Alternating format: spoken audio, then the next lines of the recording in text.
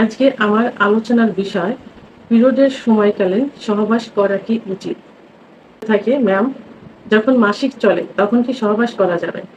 আর যদি সহবাস করা না যায় তাহলে আমরা অন্য কোনো উপায়ে বীর্যপাত ঘটাতে পারি কিনা, অর্থাৎ স্ত্রীর দেহে অঙ্গে এমন কোনো জায়গা আছে কিনা যেখানে আমরা বীর্যপাত ঘটাতে পারবো।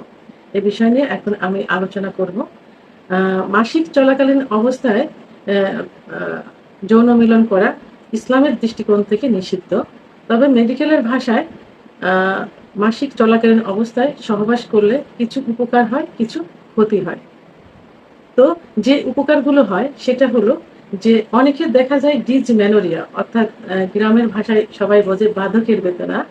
তো যেসব মহিলাদের বাধকের বেদনা আছে, অর্থাৎ মাসিক চলার শুরু হবার পূর্বে উভয় স্তনে ব্যথা করে এবং দেখা যায় যাদের মাসিক শুরু হয়েছে তার ৮ দিন থেকে ওই দিনে কোমরে ব্যথা করে এবং লয়ার অ্যাবডোমিনাল অর্থাৎ তলপেটে ব্যথা করে, বমি বমি ভাব হয়, মাথা ব্যথা করে, গায়ে হাত পায়ে চাবায় ব্যথা করে ইত্যাদি ব্যথাগুলো মাসিক চলাকালীন অবস্থায় যদি সহবাস করা যায় তাহলে কিন্তু কমে যায় এই ব্যথাগুলো।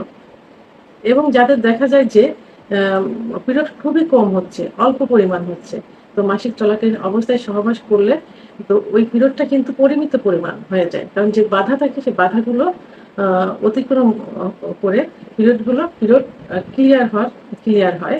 এবং যাদের দেখা যায় যে দীর্ঘদিন পিরিয়ড চলে, অর্থাৎ এক মাসিক চলাকালীন থেকে প্রায় 7-8 দিন 10 দিন পিরিয়ড চলে, তাদের পিরিয়ডের সময়কাল অর্থাৎ দীর্ঘদিন না হয়ে 7-8 দিন না হয়ে 3-4 দিনের ভিতরে কমপ্লিট হয়ে যায়। কারণ যেগুলো জমায়েতের ভিতরে ইউটেরাসের ভিতরে থাকে সহবাস করলে সেগুলো খুব দ্রুতই বেরিয়ে আসতে পারে, যে কারণে পিরিয়ডের সময়টা কমে আসে। এবং মাসিক চলাকালীন অবস্থায় এক ধরনের মাথা ব্যথা হয়, মিনিস্ট্রাল হেডেক, অর্থাৎ মাসিক চলাকালীন মাথা ব্যথা। এই মাথা ব্যথা কিন্তু মাসিক চলাকালীন অবস্থায় সহবাস করলে ঠিক হয়ে যায়, অর্থাৎ কমে যায়। এগুলো মাসিক চলাকালীন অবস্থায় সহবাস করলে ভালো দিকগুলো।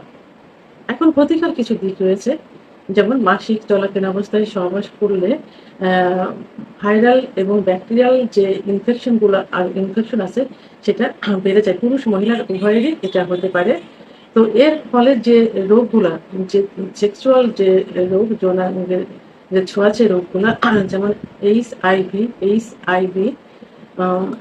সিফিলিস, গোনোরিয়া, হেপাটাইটিস বি ইত্যাদি রোগ হতে পারে, কারণ এগুলো ছোঁয়াচে। এটা পুরুষ থাকলে মহিলার হতে পারে, মহিলার থাকলে পুরুষের হতে পারে। এই জন্য মাসিক চলাকালীন অবস্থায় প্রোটেকশন নিয়ে, অর্থাৎ কন্ডম ব্যবহার করে সহবাস করা উচিত।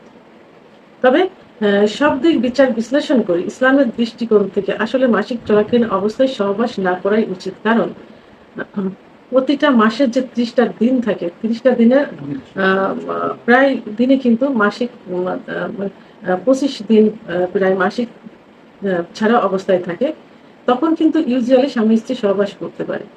আর এই সময়টা যেহেতু ইসলামিক দৃষ্টিতে নিষেধ এবং যে ছোঁয়াচে রোগগুলো হয়, সব দিক থেকে বিচার বিশ্লেষণ করে এই দিনে সহবাস না করাই উচিত। তারপরেও যদি কোনো সহবাস করতে একান্তই মন চায়, বিশেষ করে পুরুষের, এবং পুরুষরা সহবাস না করলে তারা অন্য মহিলার দিকে ধাবিত হচ্ছে, পরক্রিয়ায় লিপ্ত হচ্ছে, বা আরো অনেক সমস্যা হচ্ছে, সে থাকতে পারছে না, তার মানসিক সমস্যা হচ্ছে, সেক্ষেত্রে স্ত্রী কি করতে পারে, খুব আলতোভাবে অলিভ অয়েল অথবা নারিকেল তেল হাতে নিয়ে মৈথুন করে স্বামীর বীর্যপাত ঘটাতে পারে। তবে সেটা খুবই আলতোভাবে হবে, যেন কোনো প্রেশার না পড়ে। তো আমার ভিডিওটি সম্পর্কে যদি কোনো মতামত থেকে থাকে অবশ্যই কমেন্টসের মাধ্যমে জানাবেন। আর ভিডিওটি ভালো লাগলে লাইক, কমেন্ট, সাবস্ক্রাইব করে আমার সঙ্গে থাকুন। আল্লাহ হাফেজ।